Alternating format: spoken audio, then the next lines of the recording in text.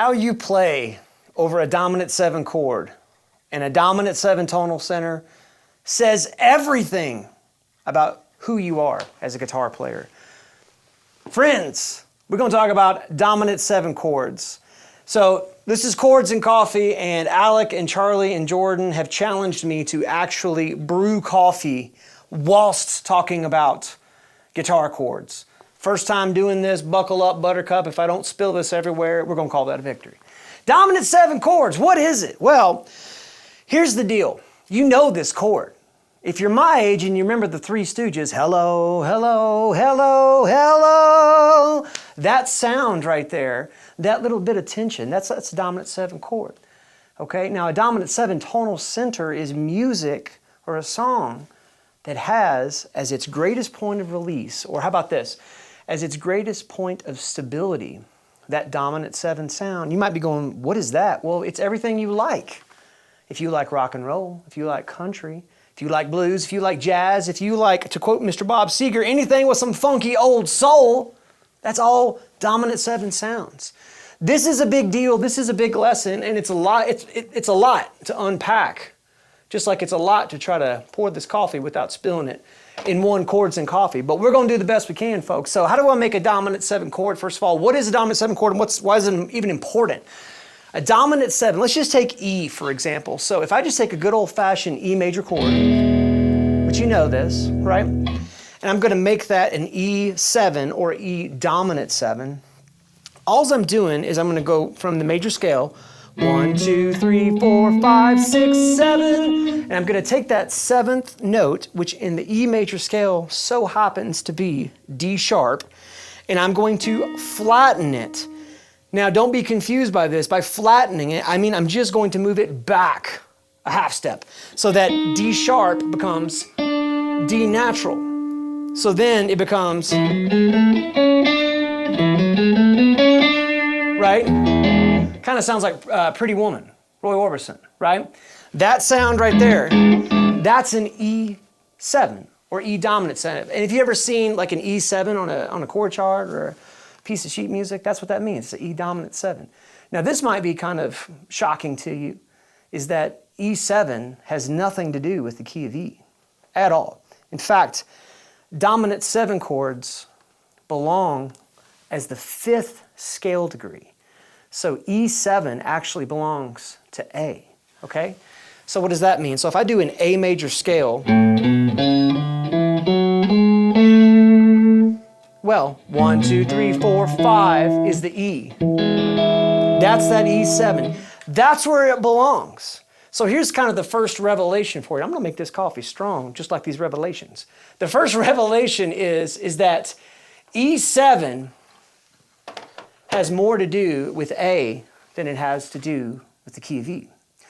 E dominant 7 wants to go to A. In fact, try this with a friend, or, you know, if you got a looper at home, just put a, and I'll show you how to make some E7 chords in a second. Just get an E7 chord going, and if you play an A major scale against that, shoot, if you just play that chord for a second and get that in your ear, and then play an E note with an A major scale against it, you'll hear it. Here it comes.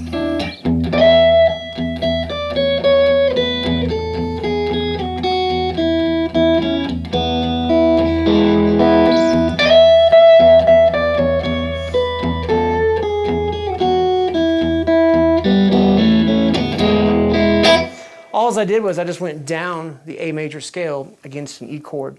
So E dominant 7 is the 5th of A, and it wants to go to A. Moreover, E dominant 7, when you think about that, if I play an A major scale over an E chord, even if I'm not even playing an E7, if I'm just playing just an E5 power chord,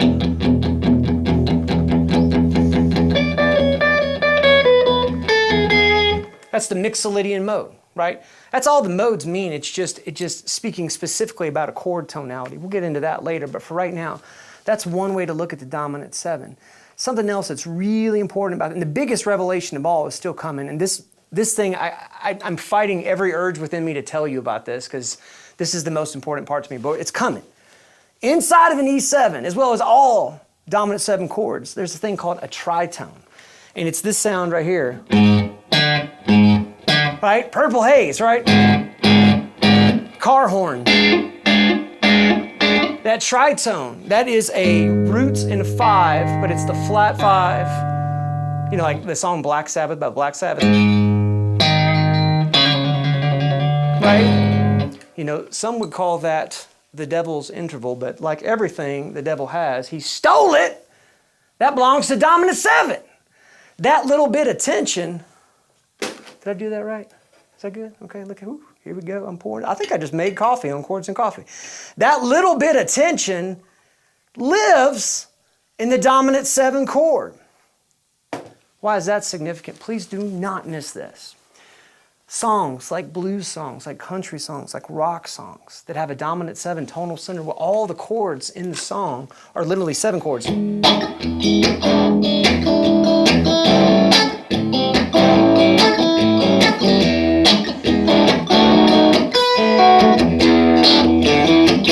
You've heard stuff like that before. Every single one of those chords was a dominant 7 chord. When the song is over, I'm going to go.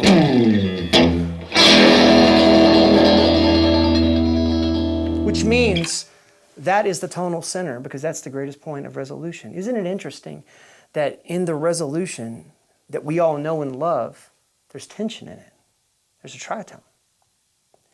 Because of that tension, another reason why it's so critical that you embrace this idea that I'm sharing with you is that it actually, because there is tension infused in the resolution, it offers a greater opportunity to accept more tension in your tension.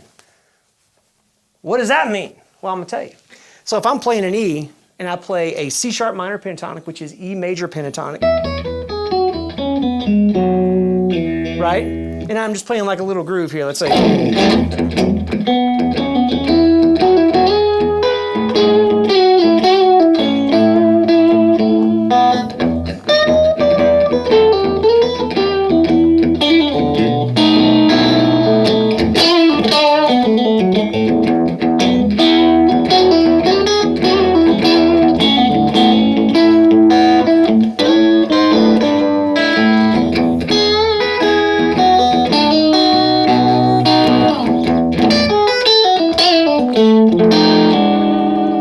So I played an E major pentatonic and an E minor pentatonic. I literally was blending the major third and the minor third together. How is that possible? Dominant 7.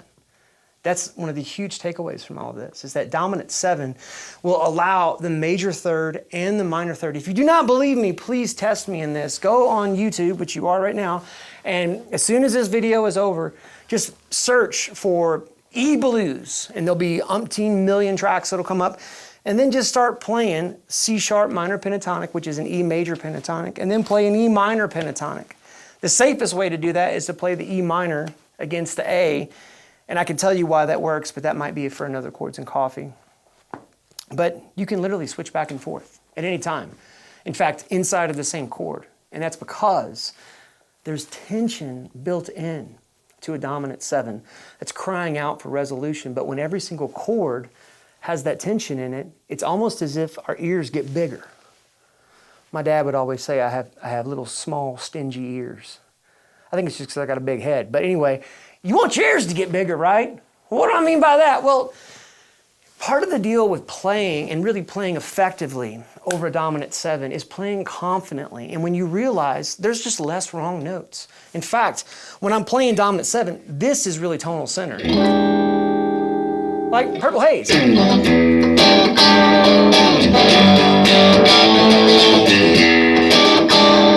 How do I know that? Well, listen, a lot of country, that note right there, that G, which is the flat third, if I go,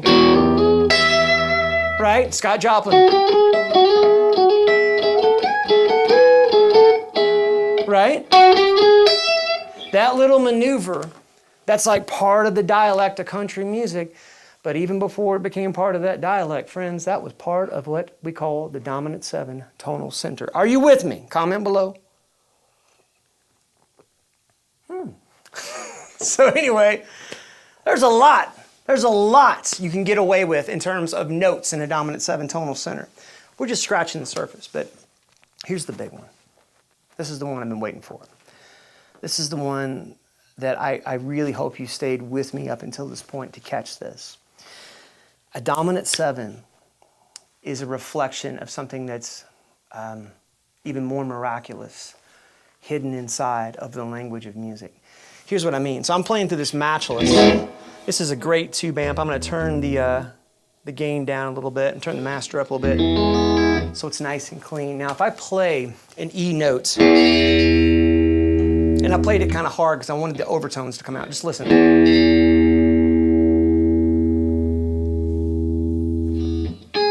You heard that note kind of pop out there just in at the very end? Right? Well, there's other notes swimming around there. In fact, there's all of these notes.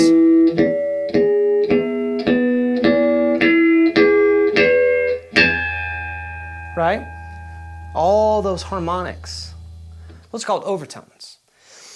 It exists in nature. You know, before I knew I was going to sit down and have this conversation with you, I actually called a friend of mine who actually is an amazing classical composer and has composed things that lots of really award-winning school band programs have performed.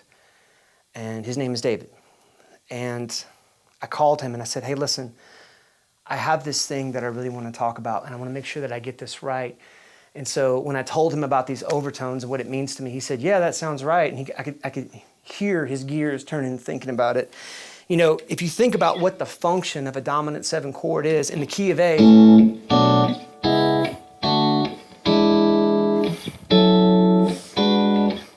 that's all the chords. But when you get to this one, it wants to go back to the 1. 1, 2, 3, 4, 5, that dominant 7. It wants to go back to the 1 because its purpose is to seek after resolution.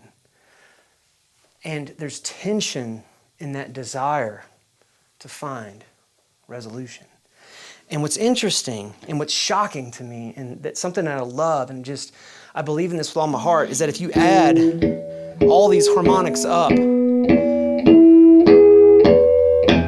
you write down all of those notes, you get a dominant 7 chord. And it's that way on every string.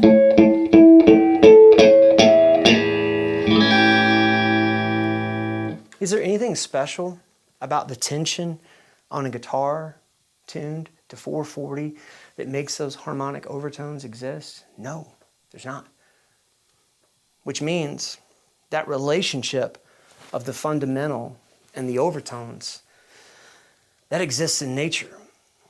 This has it, this has it, this has it. Which means, what if all of creation is groaning in tension and the desire for resolution, and expectation for the greatest resolution to the 1. I'm preaching to you. And inside of the language of music, that's there. Music is fearfully and wonderfully made, and so are we, right? And I love that about a dominant 7 because it just shows a fingerprint of just God winking at you, right?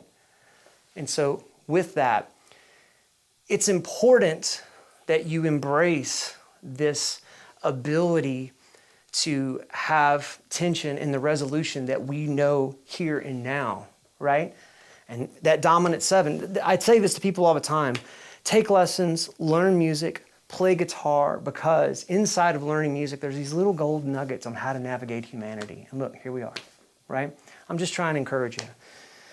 Encouragement is something that has marked my life, and I love playing guitar. I love encouraging people, probably even more, and I hope that encourages you. So with that, we ought to look at some different ways to play some dominant 7 chord shapes, right? This is Chords and Coffee. So here's what I did.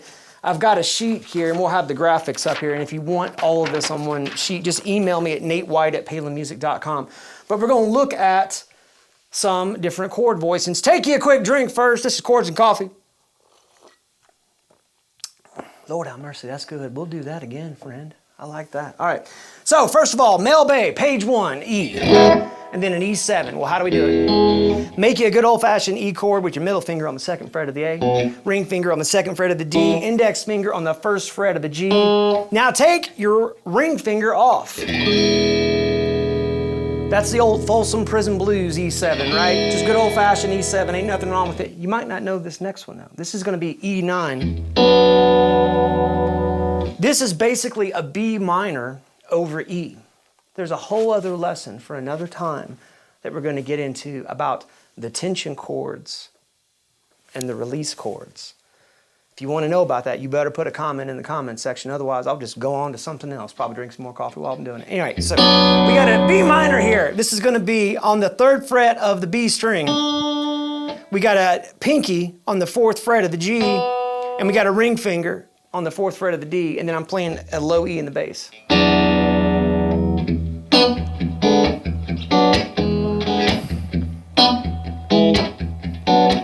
Part of the reason you need to know all these different chords is I also can guarantee you, you're going to play a song where you're sitting on a dominant 7 chord for at least 8 measures, if not 16, if not 32, or the whole song. Chain, Chain, Chain, Aretha Franklin, check it out. Ain't but one chord in that song until you get the little breakdown moment, right? So there's a lot of songs like that too. So that's a good one. All right, here comes another one. I like this one a lot too. This guy right here. Now I've got it written out here. I'm gonna show it to you 2 ways. On the graphic, I've got it like this, but here's the sound I'm looking for. Index finger on the D string of the 2nd fret, and then your middle finger on the B string of the 3rd fret, and then your ring finger is going to be on the 4th fret of the G, and then your pinky is on the 4th fret of the high E. Now, you can, if you want the big sound, go ahead and put your index finger on the 2nd fret of the A, and then have that low E kicking in there. That's a nice sound. And listen to all these together. I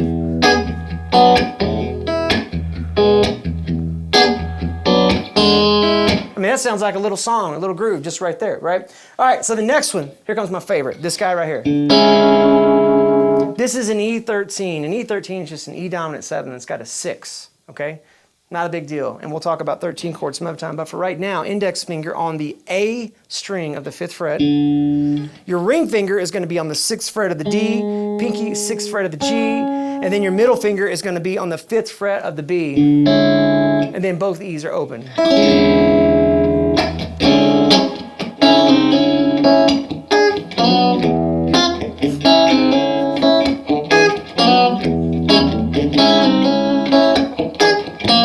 I'm just kind of noodling around as you do, right? Okay, so then the next one. This is the one I kind of started this thing off with. Think of this as a C7 slid up here. There was a song by a band from the Seattle grunge era called I Nearly Lost You. The name of the band is the Screaming Trees, and they had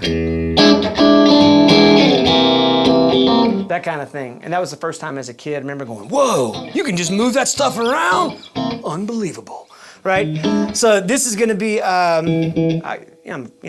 grunge. I was in high school. It was great. All right, so a ring finger on the 7th fret of the A, middle finger on the 6th fret of the D, pinky on the 7th fret of the G, and then index finger on the 5th fret of the B. And then your open E strings, right?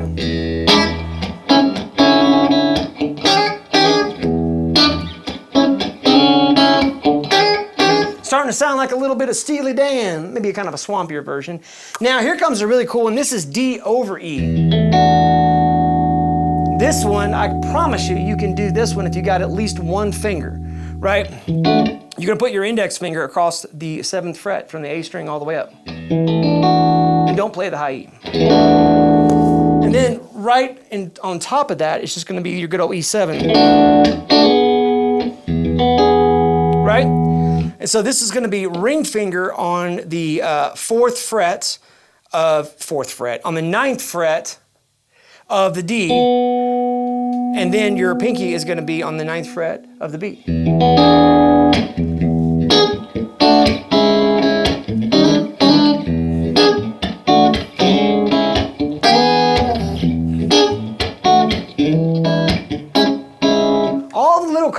extensions of just these different E7, you might be thinking right now, wait a second, Nate. You just told me you're talking about E7, and then you're talking about some D over E, and here comes the E13. I feel like you're lying to me. No, friend.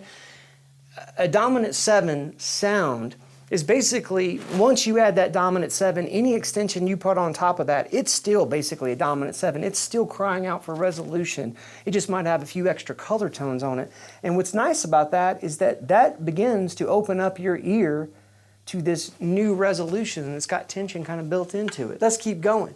This next one, this is another kind of E9 idea.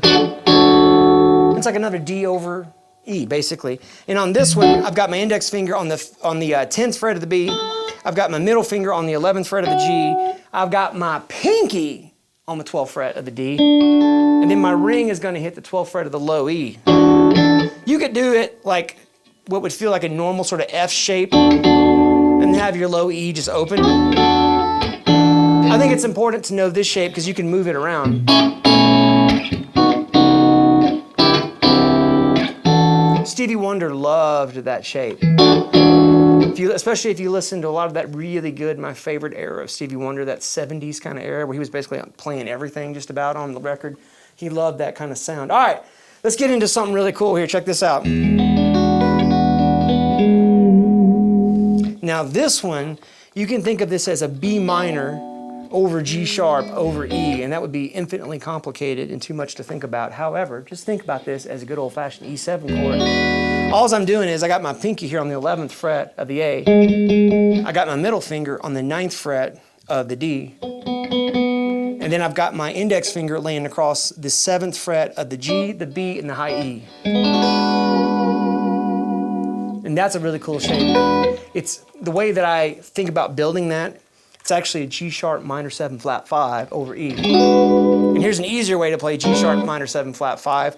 Index finger on the 11th fret of the A. Ring finger on the 12th fret of the D. Middle finger, 11th fret of the G. And then pinky on the 12th fret of the B. Now finally, these little guys here.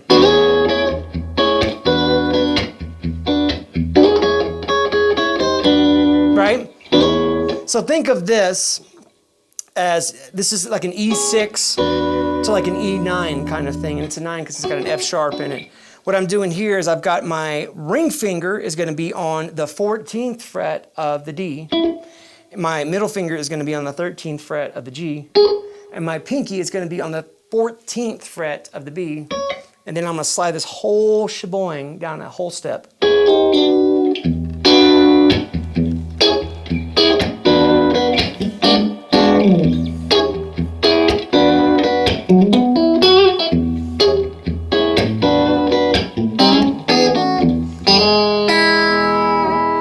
So that's a bunch of chords. And again, if you want the sheet, just let me know. Otherwise, you can stop and look at these graphics here. So Nate, you've just given me something to really think about when it comes to just importance of dominant 7, but also hopefully some encouragement about, just like, wow, there's order in the universe, which is always encouraging to me. But more importantly, now how do I practice all of this? Because this is a lot of information. Well, here's how. You're going to be looking at a chord chart at some point in the very near future. And if not, just sort of bookmark this moment because it's going to come up. I promise you. I promise you. And when that comes up, just know that not only is there more than one way to play that 7 chord, that dominant 7, but there's lots of different approaches. When you see that E7, and if you have to play, a lead line, you got to make up a guitar solo on that, you can think, well, heck, I got C sharp minor, I've got E minor, I've got A major. And there's more. There's a lot more. There's a lot more sounds we can get into. And I hope that as you're watching this, this has stirred your curiosity. What questions do you have? I gotta know them. I gotta hear them. Is this helpful to you? Look, my life, I want it to be about encouraging other people. And here's a challenge I have for you. When you see somebody who's good at this or good at anything on this thing right here, a guitar, you ought to be encouraging to that person. Watch what doors will be opened just by speaking encouragement out into the atmosphere. I promise you, there's a lot of them, like this one right here. All we're doing is we're drinking coffee every Saturday morning at 9 a.m. and living life the best we can with a guitar in our hands. Friends, we will see you next Saturday, 9 a.m. for another Chords and Coffee.